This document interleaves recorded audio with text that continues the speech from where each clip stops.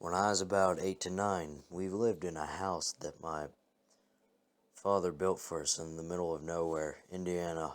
My parents owned a small business that often brought clients to our remote little homestead, and over the years, we met some rather odd people. One person was a strange man that gave me the heebie jeebies as soon as I saw him. He arrived at our home in a black car with tinted windows, wearing all black, with a black hat and dark sunglasses. His demeanor was very strange, and he was very interested in our black Persian cat named Mercedes. Nonetheless, he left after his consultation with my parents, but later at dinner everyone admitted that he set them on edge. That night, Mercedes came down very ill. A few days later, after an illness the local vet couldn't diagnose, that included the cat vomiting up gobs of what appeared to be black tar, Mercedes died. In her final moments, she would swat and hiss at something in the air. I never forgot the chill I got when she took her last breath. After this, many strange things began happening around our home. We'd find footprints in the snow that started and stopped out of nowhere. The noises in the middle of the night. The wallpaper would be halfway down the walls, torn. My mother, who has always been somewhat of a sensitive person, claiming to start seeing demonic creatures around the house, and became rather withdrawn. I had asthma, but it had been a long while without an attack. Soon after all this began happening, I started having episodes again. I was very sick one night, so I slept on the floor next to my mother's side of the bed in my parents' bedroom. Under their bed, around there were a bunch of boxes, family photos, wrappings, papers, etc., things we've been meaning to store elsewhere. In the middle of the night, I had a particularly bad asthma attack. I heard my mother wake up screaming, "Get away from her!" and trying to get me. Every box from under the bed and around the room had been stacked between where I lay on the floor and my mother's side of the bed, preventing her from getting to me. She never told me what she saw that night, but strange things continued to happen for several more months. Eventually, activity started to slow. My brother and his family live in the house now, and they hear unexplainable sounds every so often, but nothing like happened that winter.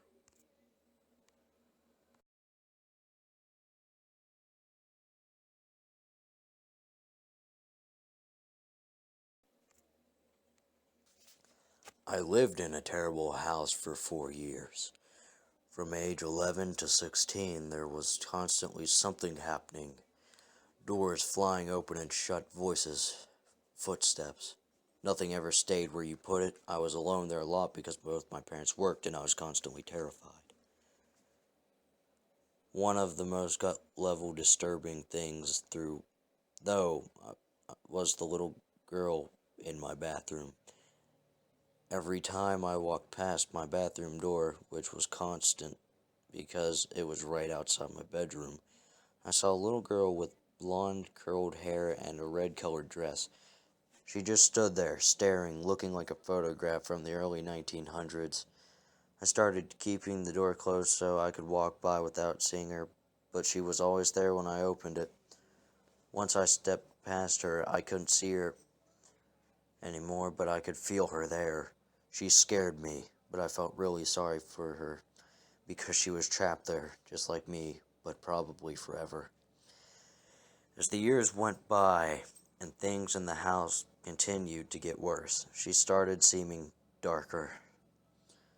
I started feeling like she wasn't really a little girl. I knew there was something ugly in that house, and I felt like it was presenting this sympathetic image to me. Then I started thinking I was completely losing my mind. One day when I was 14, I had a friend come out of town to come stay with me for a week. I hadn't told her anything whatsoever about the house because I didn't think she would come if I did. Right after she got there, we were sitting in my room, and she left to go to the bathroom.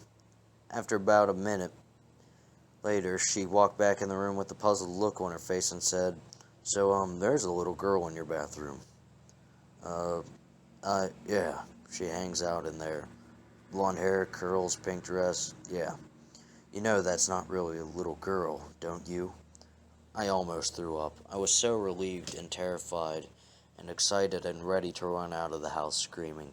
She wouldn't use my bathroom the rest of the week, and I started using it as little as possible without making my parents mad, who didn't want to believe me. Eventually, we moved out, and I could not have been happier. I distanced myself from it mentally as much as I could. Then, when I was 18, I took another friend on a road trip to pack up a few things I'd left in the house. My parents had managed to sell it and went for another 5 more years. The minute we got on the property, my friend seemed uncomfortable. I could tell something was wrong, but he insisted he was okay, so we got to work. After a while, he asked to use the bathroom, and I directed him to mine. Not 20 seconds after he left, he came running back in, gasping for breath, and slammed the bedroom door behind him. He started babbling about a little blonde girl who wasn't really a little girl. All of a sudden, he went dead still, looked me in the eye, and solemnly said, "She's not happy with you. You left and you weren't supposed to." We grabbed whatever we could and left at top speed.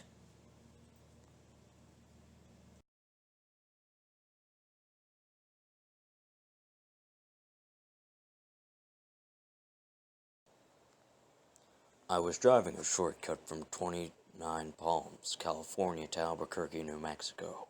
29 Palms is located in the desolate high desert east of LA. The shortcut was all two-lane road through total nothingness except for passing through Amboy, California. Amboy is a nearly abandoned town nearly as far below sea level as Death Valley. So I was driving by myself in the afternoon and proceeded to drive up into the mountain range between Amboy and 140. Once I reached the top, I'm driving north through a canyon with high grass on both sides of the road. Up ahead, I see some stuff in the middle of the road. As I approach, I slow down to see a red Pontiac Fiero stop sideways across both lanes, the suitcase open, with clothes scattered everywhere, and two bodies laying face down in the road, a man and a woman. I stop 100 feet away or so, and the back of on my neck, the hair is standing up. Being a Marine, I reached under the seat and pulled out a 9mm pistol and chambered around. Something seemed very wrong. It looked too perfect, as if it were staged. An ambush. Something was just wrong. As I scanned the road, I saw a line I could drive past the guy on the road to his left, swerved to the right side of the woman, behind the Fiero, and I'd be on the other side. I dropped it in the first gear, punched it, and drove the line I planned. I passed the back of the Fiero without hitting or either of the bodies on the road. I continued forward a couple 100 feet and slowed down so I could breathe and let my heart slow down. As I looked up into the rearview mirror, I saw that the two bodies had gotten up on their knees, and about 20 or so people emerged from the tall grass on either side of the road by the car and their bodies. At that moment, my right foot smashed the gas pedal into the floor, and I did not let up until I had to slow down for the I-40 east on the ramp. I will never know what would have happened to me if I had gotten out of the car to check on those bodies, or stopped the car closer to them somehow. I do not think it would have been good. Sometimes life can be scarier than a movie.